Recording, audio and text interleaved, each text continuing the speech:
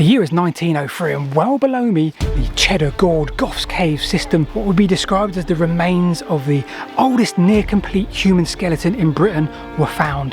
That would turn out to be 10,000 years old. That's almost past the last ice age.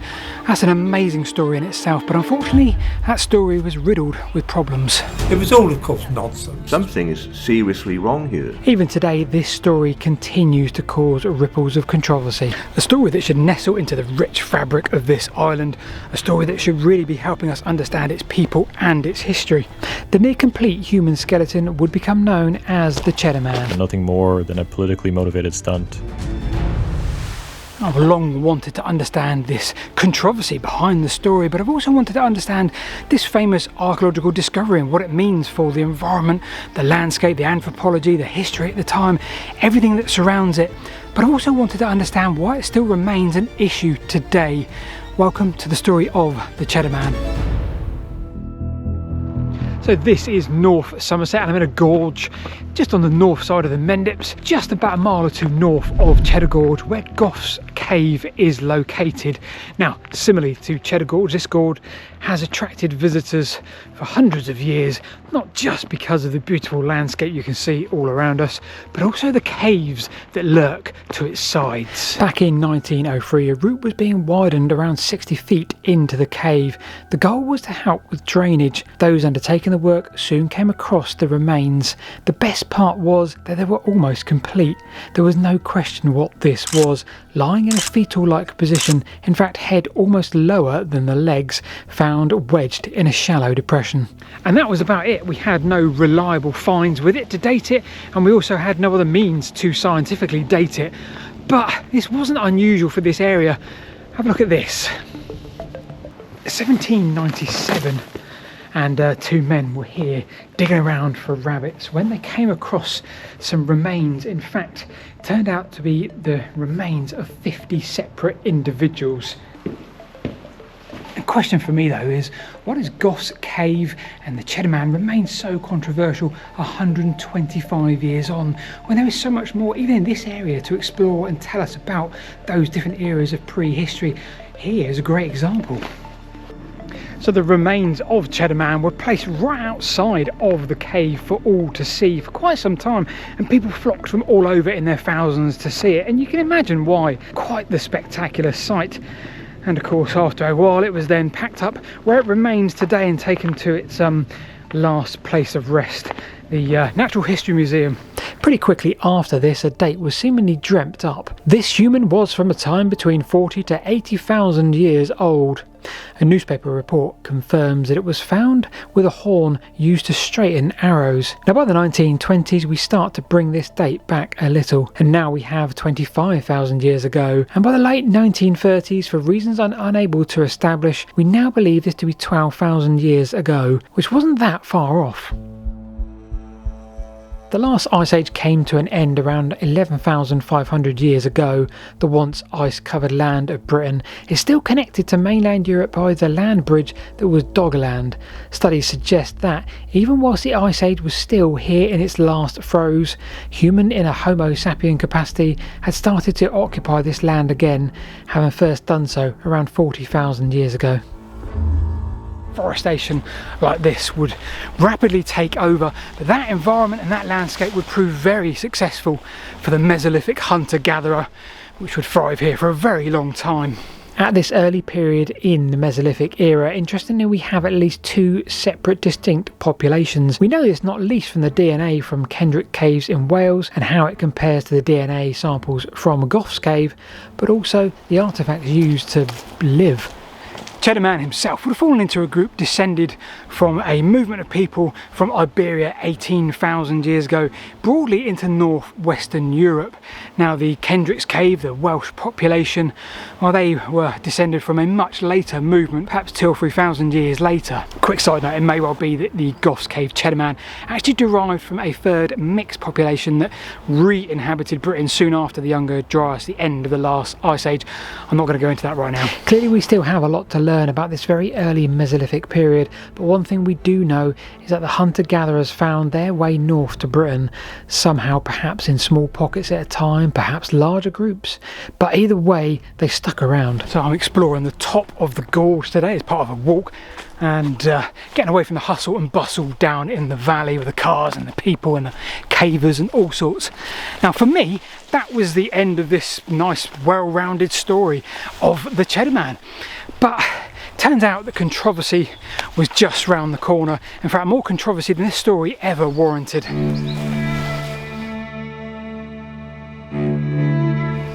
So I'm in a absolute mountain of bracken here up to my eyeballs. I came this way because on the map it said cairn or long barrow, and I had hoped to see it. I could have even stepped over it and not even noticed, such as the height of this vegetation. So 1996, in steps Brian Sykes. Human genetics professor at Oxford University and author of DNA USA. I remember reading a book from him pretty soon after, The Seven Daughters of Eve, and he theorises all about mitochondrial DNA, how it can be used to trace your ancestors. Fantastic, really good read at the time for me, and he theorised that there were 7 females that had been alive over different periods of time, each individually, and they're responsible for every single human being on the planet today. Lovely theory, great read. So he did this with Adrian Target, a history teacher just down the road, and found that he shared the same mitochondrial DNA haplogroup U5. Press and media went mad for the story. A major scientific breakthrough in the UK has delivered a shock. National and international, but by and large they misunderstood the significance or insignificance of this. Haplogroup U5 is one of the oldest in Europe, strongly associated with the Mesolithic hunter-gatherers across the continent. And when we saw the migrations of the Neolithic and the Bronze Age come into Britain, well, that U5 group didn't disappear, it just became a very small minority. Its lineage still survives today across Europe in some parts, especially Scandinavia and the Baltics. Mitochondrial DNA is just one tiny marker. It's maybe 16,000 base pairs long versus 3 billion pairs in the human genome. It comes from your mother's mother's mother, and tracing one single line of descent out of thousands you actually have. The papers pitch this as Adrian being a direct descendant from Cheddar Man.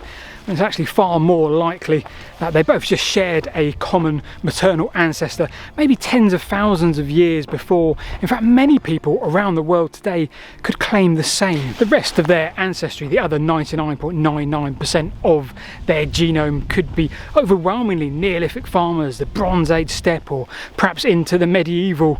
That was, however, just the start of the controversy. Things were about to get a lot worse for poor old Cheddar Man. Early Brits were not blue-eyed blondes, but instead had dark skin and dark curly hair. Fast forward to the 2010s and we continue to have a better understanding of DNA sequencing.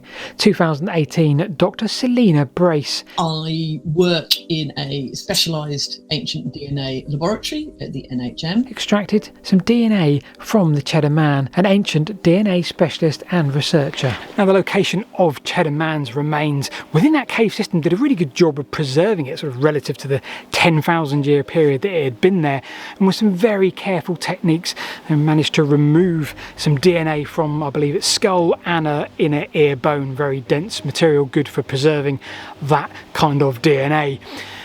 Now, I've written in my script, the results were very surprising. I'm not convinced they were. The process was part of a larger study at the time which looked at a number of individuals specifically designed to explore the transition between the Mesolithic hunter-gatherers and the Neolithic farmers. The first thing this highlighted was that the genetic signature of these two groups was very different. We kind of already knew that. The Neolithic people brought across from Europe their farming practices, a very different group of people. But back to Cheddar Man himself, well, there's some really curious things that we learnt about him from the sequencing results, not least he was lactose intolerant. He couldn't have digested any kind of milk, dairy sort of product, and that really does add up because of obviously the life he led, hunter-gatherer. The real controversy for some came when they were able to describe his physical features. This is what people looked like in Western Europe and Britain 10,000 years ago, not what we would have expected. It was predicted to have dark brown to black hair, blue or blue-green eyes and dark to dark black skin pigmentation. By her own words, Dr. Selina Brace suggested that this did indeed cause the most issue, the skin colour. The media in fact ran with this pretty much rather than anything else. Human skin pigmentation is a deep dive in its own right. There are many genes and gene variants, a vast amount that affect it, and there's probably a lot that we don't yet know of and don't know how they affect it themselves. A system called HRS-Plex-S was used to help predict the features, the eye, the hair, the skin pigmentation. This is the same system that is used today in forensic work. This system finds various SNPs, SNPs, in the DNA signatures of the genome. The probability scoring system did indeed give Dr. Selina Brace and her team the confidence to suggest that Cheddar Man did indeed have dark brown to black skin and very light eye features. For Dr. Selina Brace and her team, well, this sequencing result wasn't really a surprise. There was many sequencing results from the genomes of Mesolithic hunter-gatherers from across mainland Europe, Spain, Hungary, that all had similar results, darker skin and lighter coloured eyes. The trouble is we don't really tend to talk about that, and it certainly wasn't reported when this news story first broke. We often see in the headlines and videos of all kinds of media sentences like Cheddar Man's haplogroup is, and we want to align ourselves with these ancestry markers. Mitochondrial DNA and Y-DNA grab all of the headlines that we see from this story, and therefore it's quite easy to see how people just assume that these are describing physical traits of that person. However, mitochondrial DNA and the Y-DNA, whilst powerful for genealogy and migration studies, they aren't great for explaining physical attributes. Think of mitochondrial and Y-DNA as tracing just one family surname. They tell us about ancestry lines, but they don't explain eye colour or skin tone. That comes from the SNPs in the rest of the genome. This 2018 study by the Natural History Museum and the UCL specifically tested SNPs from these pigmentation genes, and that's how they were led to the conclusion of the physical features. Nothing from his mitochondrial DNA U5 or his Y DNA I2A contributed to that. So here's the thing for me, the one thing that really is often missed: the uncertainty of the prediction of the Cheddar Man's pigmentation is based around his genetics simply don't exist anymore. One thing we can say for certain is his ancestry is very different from anyone alive today, and his pigmentation genetics are also very different from anyone alive today. Cheddar Man had entered into a world of change, a land of change. He was a Mesolithic hunter-gatherer, and from the time he died, that way of life, the foraging, the fishing, the hunting, well, that would continue for another 4,000 years or so, until change once again would take place on a significant scale. Neolithic farmers from the continent bringing domesticated animals, wheat, barley, and a total different way of life. These farmers in turn were then followed by Bronze Age migrants from the steppe, who again carried with them new technologies and perhaps most of the genetic ancestry that shapes Northern Europe today. For me, it's really frustrating what Cheddar Man has become and almost represented over the last few years or so. I think he is just one tiny chapter of the tapestry of this history of this island. I think if we'd just said, well, genetically he had a really small nose, well, we'd have just gone, okay, and moved on. Perhaps this 10,000-year-old skeleton matters to us so much because of the time we live in today. We're a very divided nation, and maybe we're clinging on to what we feel is a British identity. And I do understand why people would do that in the time that we live in today. We feel very threatened. But I think instead we should be using this Cheddar Man story as one of many that can help us understand the history of humans on this island. And instead we could be asking other questions. Do we only really find Mesolithic bones in caves because they are preserved well there? Or were these caves that were around us actually the long barrow in the barrows of a more modern society to come? And of course, what of the others around us? What are we yet to find? Cheddar Man's story isn't the beginning or the end of the history of this island. Far from it. It's just a reminder that sometimes perhaps identity does shift, and the deeper we dig, the more complex things become. Speaking of complex, if you'd like a very curious story from just across the valley there on a Bronze Age massacre, well then you need to click on this video just here. I've been Paul. I'll see you this time next week.